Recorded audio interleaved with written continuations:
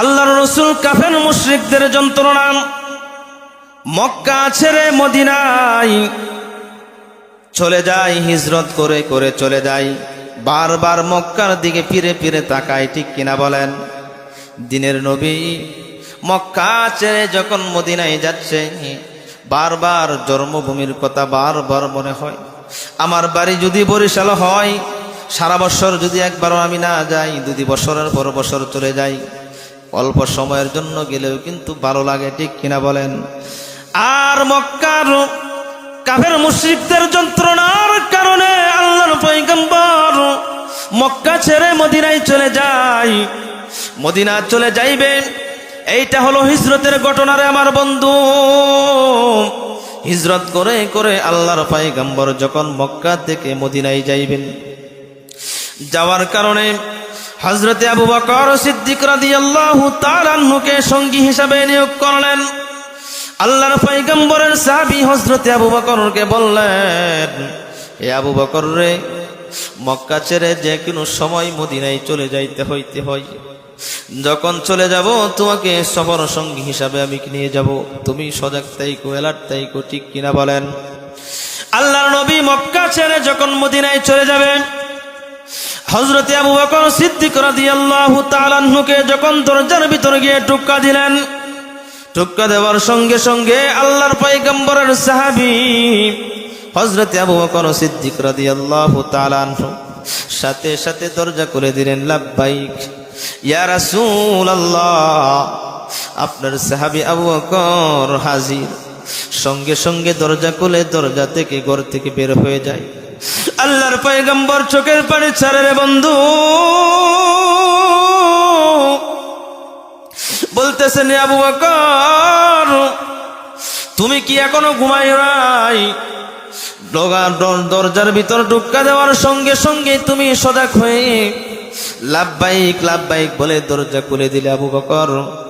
আল্লাহর রাসূলের সাহাবী হযরতে আবু বকর সিদ্দিক রাদিয়াল্লাহু তাআলা আনহু বলেন, আল্লাহর কসম, ওগো আল্লাহর নবী, যেদিন আপনি বলেছিলেন মক্কা ছেড়ে মদিনায় যখন চলে যাইতে হবে আমার সফর সঙ্গী হিসাবে তুমি থাকবা, সেদিন থেকে আমি ঘুমাই নাই। শুধু তাই নয়, আমার একটা ছোট মেয়ে ছিল, সেও ঘুমাই নাই। শুধু তাই নয়, আল্লাহর রাসূল, আমার একটা উট ছিল, একটা ঘোড়া ছিল, সেই ঘোড়াটাও 1 সেকেন্ডের জন্য সেই ঘুমাই নাই।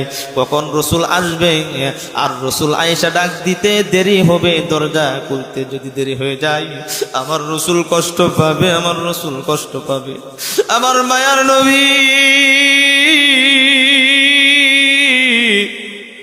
দয়ার নবী কষ্ট যদি পায়,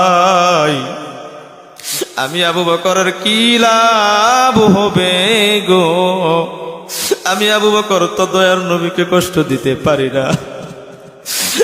গাজীপুরের মুসলমান যখন দরজা খোলার পর ঘর থেকে বের হয়ে মদিনার দিকে রওনা করলেন, আবু জাহেল, আবু লাহাব, উতবা, সাইবা, তারা কাফের মুশরিকরা পিছনে পিছনে দাওয়া করতেছে।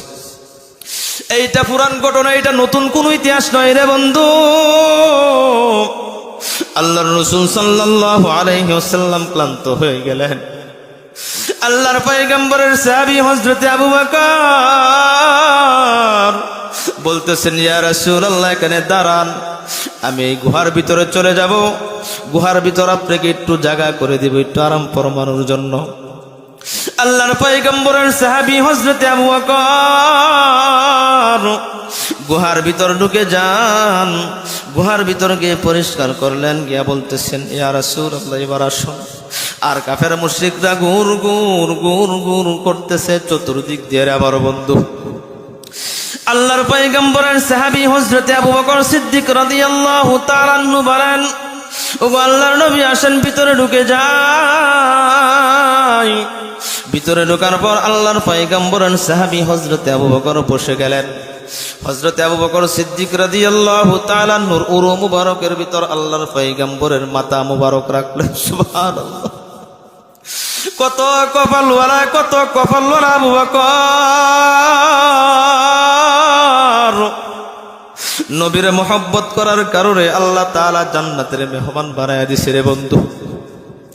হযরতে আবু বকর উরু মুবারকের ভিতর মাথা মুবারক রেখে একটু আরাম ফরমাচ্ছেন, আর গর্তের ভিতরে চতুর্দিক দিয়ে কিন্তু ছিদ্র কানা কানা দেখা যায়। প্রত্যেকটা ছিদ্রগুলি বন্ধ করলেন। ঘটনাক্রমে একটা ছিদ্র বন্ধ করতে পারে নাই, একটা ছিদ্র পা দিয়ে হাত দিয়ে কি করলো, ধরলো, চেপে ধরলো।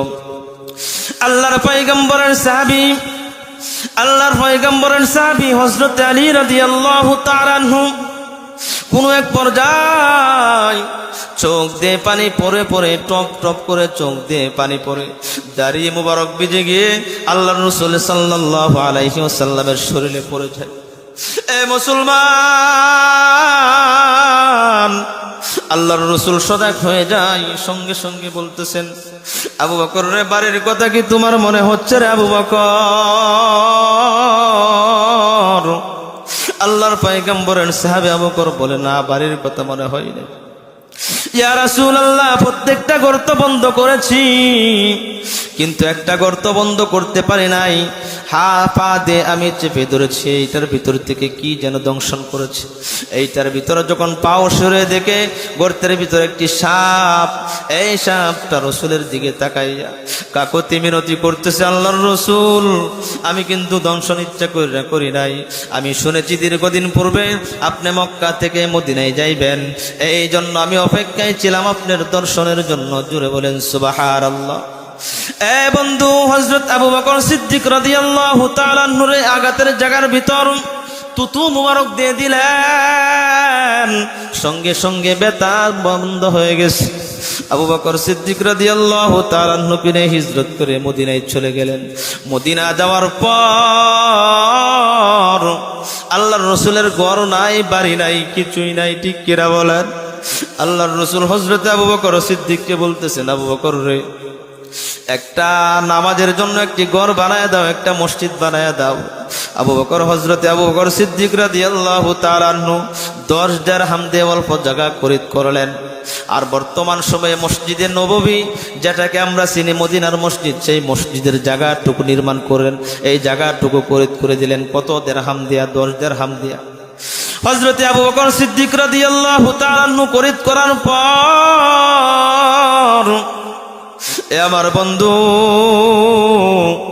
নামাজ রীতিমতে আল্লাহর পয়গম্বর সাহাবায়ে কেরামদেরকে নিয়ে শুরু করলেন। কিন্তু দেখা যায় দিন যায় নামাজি বাড়ে, মুসল্লি বাড়ে, জাগার সংকলন হয় না। এইরকম বাংলার জমিনে আছে না নাই?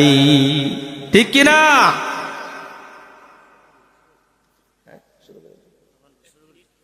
হ্যাঁ, বলেন বলেন বলেন।